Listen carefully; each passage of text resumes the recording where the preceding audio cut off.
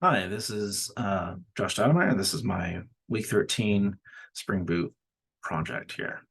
Okay, so first we've got our Jeep sales, our application class. This is just going to run the whole project. I'm gonna stop it there. Let's clear that. Here is our default controller. This is basically where we're going to get our inputs in the UI that we'll see in a minute. Here's the Open API definitions and parameters that you'll also see in the web app. And this is where we kind of instantiate where our fetch Jeep comes from, and that gets pulled here as well. So, and the whole fetch Jeep thing is based on a valid model and trim. We're going to fetch a particular type of Jeep. Other things that we created these two entities. One for us to make it easier for credit operations right here. And then a whole bunch of fields that we can play around with that we're not quite using right now, but at least not all of them. And then got our fetch Jeep test. This is consolidated from the videos. The videos, we have a support package, but this one, it's still all fairly lightweight, so we're all just going to keep it all in here. Yeah, need to emulate a web environment. Here are some objects that we're going to use to set some things like our server port and REST template.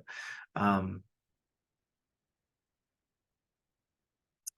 then the test is going to use our model and trim and make a connection with our URI. And based on these things that we've established here, if our model and trim are valid, which we've used valid objects here, then it should return an OK. If it doesn't, then something's wrong. So let's just go ahead and test this. It's right here, because I need to show you the JUnit test.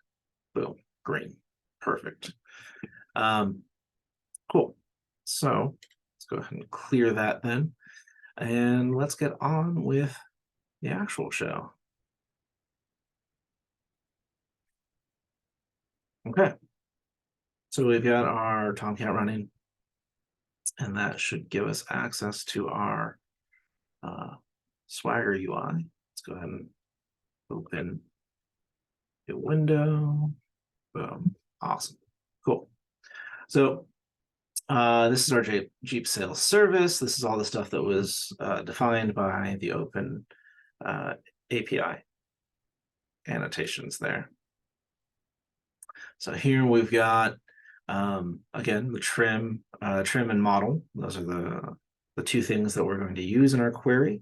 Here are the response codes that we've each enumerated here, and their various descriptions or messages that they will return. We can even try this out. Sport. Not actually sure if this will. Yeah, this one should execute. I think I've tried this before where it doesn't execute, but there, execute. Oh, okay, well, that's great. Oh, failed fetch. I see. Yeah, I'm assuming that that's going to get